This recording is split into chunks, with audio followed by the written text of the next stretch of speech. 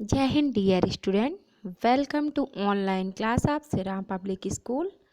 Dear student, मैं अल्पना पांडे आज आप लोग को आपकी पाठ्य पुस्तक वसंत का पाठ 12 फिर पढ़ाएंगे, जिसका नाम है सुदामा चरित। बच्चों, सुदामा चरित के जो लेखक हैं नरोत्तम दास जी हैं, जिनके बारे में मैं पहले भी बता चुकी हूँ।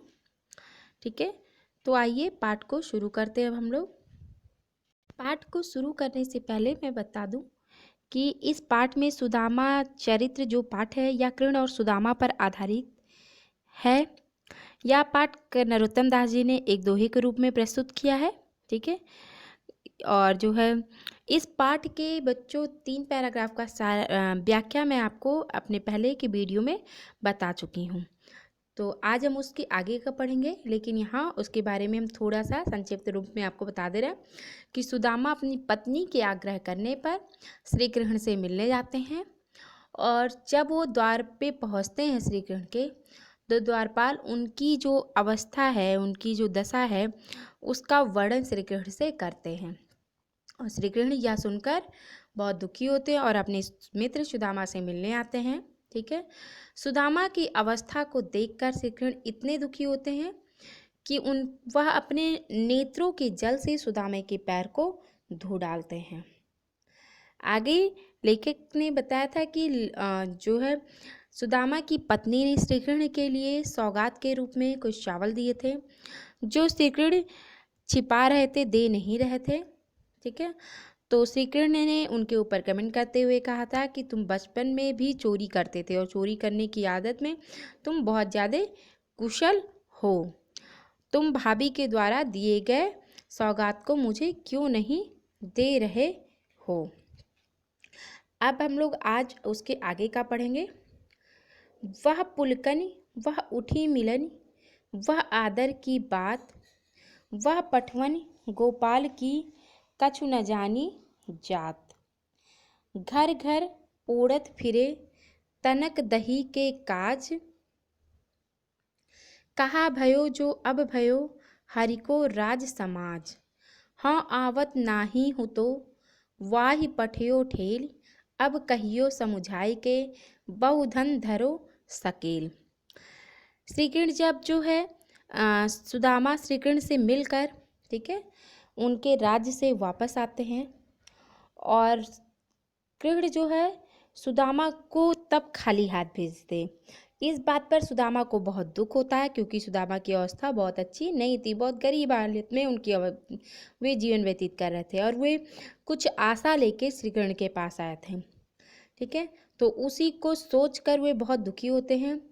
और मतलब यहाँ जो लाइन दी गई है उसमें से सुदामा सोच रहे हैं कि जब वे कृष्ण से मिलने गए थे, ठीक है, तब जो है उन्होंने बड़ी प्रसन्नता दिखाई थी।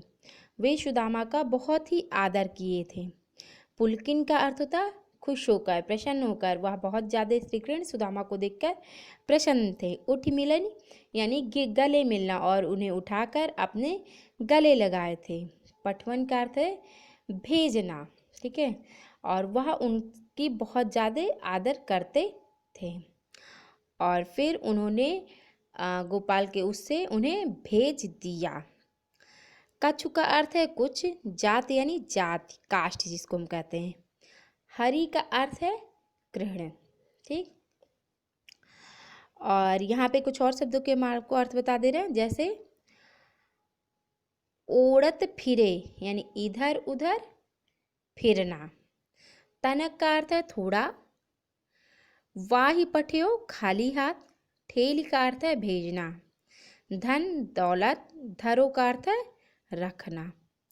ठीक है, तो जब श्री सुदामा को देखकर कृष्ण बहुत प्रसन्न हुए, वो उठकर उन्हें गले लगा लिए, और सुदामा का बहुत ज़्यादा आदर भी किए थे। पर विदाई के अवसर पर श्री कृष्ण उन्हें खाली हाथ भेज दिए थे, और इस तरह खाली हाथ भेजवाने की बात सुदामा को कुछ भी समझ में नहीं आ रही थी। और यानी जो सुदामा थे वो इस बात से अनजान थे, तो श्री कृष्ण ने उन्हें 2 मुट्ठी चावल खाते ही 2 लोगों की धन दौलत उनको दे डाली थी, जिसका सुदामा को बिल्कुल भी अंदाज़ा नहीं था, वो इस चीज़ से अनजान थे। सुदामा कृष्ण के बचपन को याद करके सोचते हैं, घर घर औरत फिरे तनक दही के आग, कि यह वही कृष्ण है, ठीक है, जो थोड़ी सी मांगने के लिए घर घर हाथ फैलाया करता था।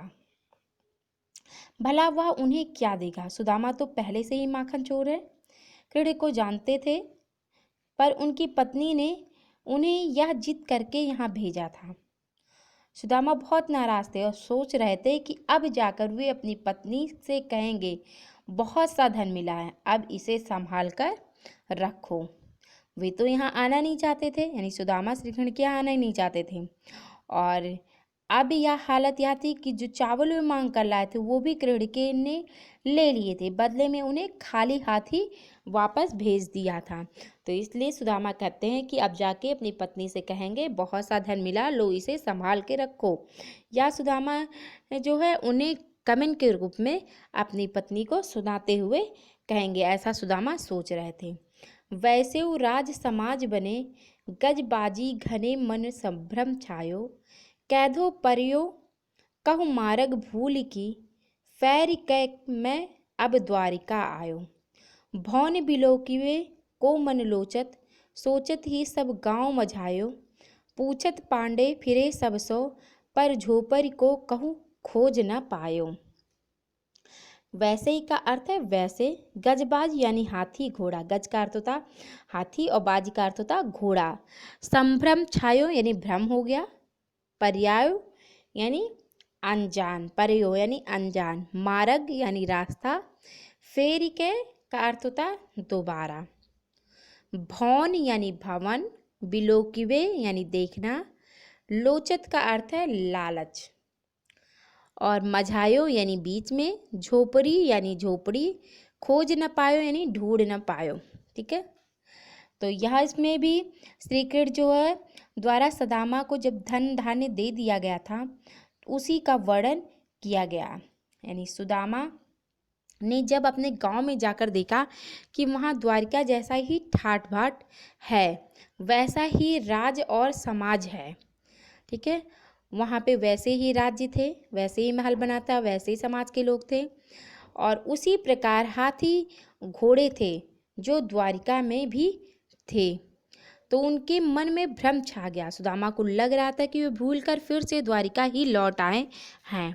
वे शायद रास्ता भी भूल गए हैं। वहाँ भी द्वारिका जैसे भव्य महल बने हुए थे। सुदामा के मन में उन भवनों को देखने का लालच आ रहा था। यही सोचकर वे गांव के बीच में चले गए और जब वो गांव के बीच में चले गए तो वहां जाकर सुदामा ने सभी से अपनी झोपड़ी के बारे में पूछा, लेकिन कोई भी उन्हें की झोपड़ी खोज के नहीं दिया, यानी वे अपनी झोपड़ी की खोज नहीं पाए।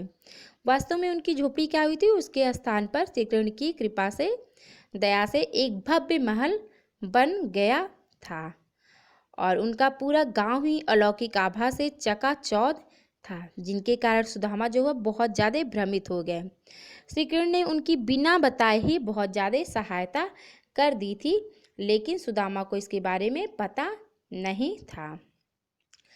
कै वह टूटी सी छानी हती, कह कंचन के अब धाम सुहावत, कै पग में पनही न हती, कह ले गजराजों ठाड़े महावत। भूमि कठोर पै रात कटे, कह कोमल सेज पै नींद न आवत, कै जुड़तो नहीं कोदो सवा, प्रभु के प्रताप ते दाख न भावत। छानी का अर्थ होता झोपड़ी। कंचन का अर्थ होता सोने।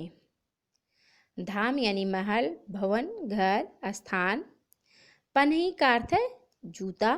गजराजो यानी हाथियों के ठाट बाट। भूमि का अर्थ होता जमीन। कटे यानी गुजरती। कोमल सेज यानी मुलायम बिस्तर। जुड़तों का अर्थ होता उपलब्ध। नहीं कोदो सवा। कोदो सवा यानी घटिया किस्म के एक चावल होते हैं। दाख का अर्थ होता है किशमिश और मुनक्का। पग यानी पाँव। कठोर का अर्थ है सख्त और प्रताप का अर्थ है कृपा से। तो यहाँ पे कृष्ण ने कहा है कि सुदामा के पास जो टूटी फूटी छान की झोपड़ी थी, ठीक है, वहाँ अब सोने के यानी स्वर्ण महल सुशोभित हो गए हैं, सोने के महल बन गए हैं। पहले तो सुदामा के पैरों में जूते भी नहीं थे, जूतियाँ तक नहीं थी, और कहाँ अब उनके महल के सामने महावत के साथ हाथी सजे हुए खड़े रहते हैं, अर्थात सवारी के साधन भी वहाँ उपलब्ध रहते हैं। पहले कठोर धरती पर उनके लिए रात काटना बहुत मुश्किल होता था, ठीक है, परंतु अब उन्हें कोमल सेज पर यानी सुकोमल बिस्तर पर भी नींद नहीं आती है। कहाँ पहले तो यह हालत थी कि उन्हें खाने के लिए घटिया किस्म के चावल भी उपलब्ध नहीं थे, और कहाँ प्रभु की कृपा से उन्हें किशमिश और मुकन्नक्का खाने के लिए उपलब्ध हैं, फिर भी वे अच्छे नहीं लगते हैं। तो बच्चों, आज पाठ यहाँ पे पूरा हुआ, ठीक है। आप इस वीडियो को ध्यानपूर्वक देखिएगा और यहाँ बताए गए शब्दार्थ को अपने उत्तर पुस्तिका में लिखिएगा। Thank you and have a nice day.